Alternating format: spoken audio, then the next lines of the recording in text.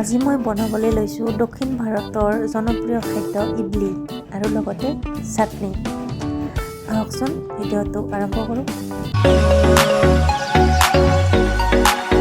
ইডলি বনাবলৈ ইয়াতে মই মাটিমাহ সৰু গিলাচ এটাৰে এগিলাচ আৰু ৰাবা 3 গিলাচ লৈছোঁ। ৰাবা অলপ বেছিকৈ লাগে।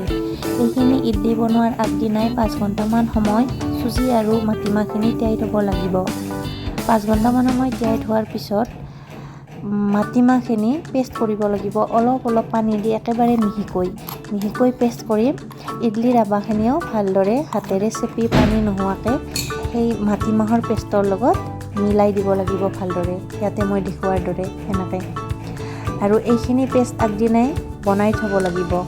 বনাই ফ্ৰিজত থ'ব নালাগে, বাহিৰতে থৈ দিব ভালদৰে ঢাকনিখন লগাই। ইডলি বনাবলৈ মোক মোৰ বাইদেৱে শিকাইছে আৰু বাইদেউক শিকাই দিছিলে দক্ষিণ ভাৰতৰে এগৰাকী মহিলাই গুৱাহাটীত। খাই খুব টেষ্টি লাগে। এতিয়া চাটনিখনৰ কাৰণে মই ইয়াত নাৰিকলটো সৰুকৈ টুকুৰা কৰি তলৰ কলাখিনি গুচাই মিক্সাৰ গ্ৰাইণ্ডাৰত অলপ পানী দি খুবেই মিহিকৈ মই পেষ্ট কৰি লৈছোঁ।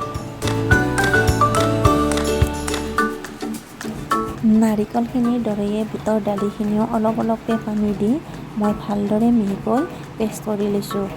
বুটৰ দালিখিনিৰ লগত মই অলপ নৰসিংহ আৰু নহৰু কেইটামান দি দিছোঁ। ভালদৰে মিহি কৰি ল'ব লাগিব। নাৰিকল আৰু বুটৰ দালিৰ পিছত এতিয়া মই বাদামৰ পেষ্ট বনাম। বাদামখিনি কেঁচা বাদাম কিনি আনিছিলোঁ, আনি অলপ ভাজি বাকলিখিনি গুচাই লৈছোঁ। বাদামৰ পেষ্টখিনি হোৱাৰ পিছত বুটৰ দালি আৰু নাৰিকলৰ পেষ্টৰ লগত ভালদৰে মিলাই লৈছোঁ।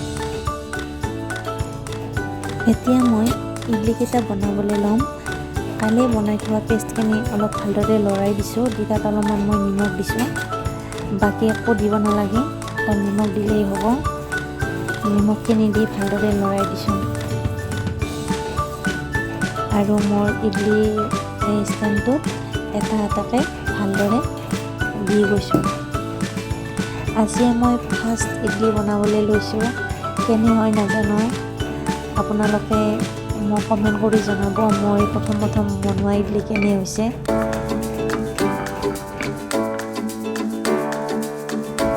বাইদেৱে মোক শিকাই দিওঁতে মই ভালদৰে শুনি আছিলোঁ। বাইদেউ বনাওঁতে মই চাই থকা নাছিলোঁ, তো ভালেই হ'ব লাগে। চাওঁচোন কিমান দূৰ সফল হ'ব পাৰোঁ ইডলিকেইটা বনাওঁতে, কাৰণ ইডলিকেইটা পাৰফেক্ট হ'ব লাগিবতো। এতিয়া মই ইডলি ষ্টেণ্ডটো গেছত বহাই দিলোঁ। আশা কৰিছোঁ ইডলিকেইটা খুবেই ধুনীয়া হওক, স্পঞ্জি হওক, চফ্টি হওক।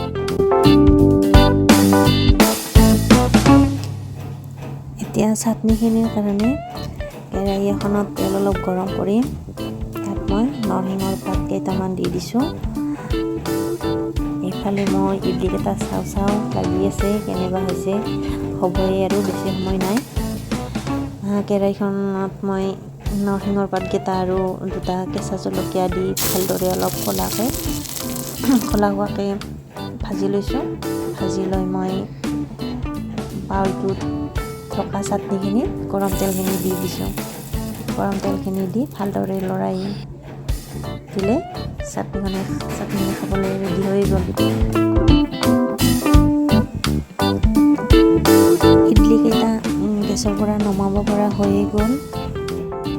এতিয়া মই নমাই অলপ ঠাণ্ডা হ'ব দিলোঁ। এখনকৈ উলিয়াই ইয়াতে 4খন আছে প্লেট। 4 গুণ 16টা এবাৰতে হয়। এইটো ইডলি ষ্টেণ্ডো মোক মাদ্ৰাজৰ পৰাই আনি দিছিলে। যিজনী বাইদেৱে মোৰ বাইদেউক শিকাই দিছিলে, তেখেতে ইডলি ষ্টেণ্ডটো মোক মাদ্ৰাজৰ পৰাই আনি দিছিলে। এতিয়া মই এটাকৈ ইডলিকেইটা ওলাইছোঁ আৰু খুব সহজতে প্লেটখনৰ পৰা ইডলিকেইটা ওলাইছে, মানে ইডলিটো পাৰফেক্ট হৈছে। আৰু বাইদেউক বহুত ধন্যবাদ মোক এনেকৈ শিকাই বুজাই দিয়াৰ কাৰণে।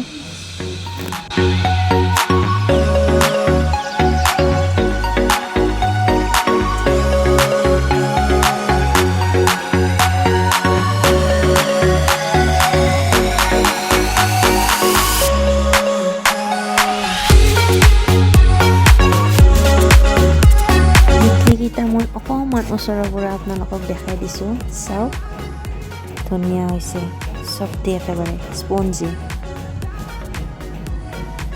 ফাৰ্ষ্ট টাইম বনাইছোঁ, খুব ধুনীয়া হৈছে, ইয়াৰ মনটো বহুত ভাল লাগিছে। আশা কৰোঁ আপোনালোকৰো ভাল লাগিব। ভিডিঅ'টো ভাল লাগিলে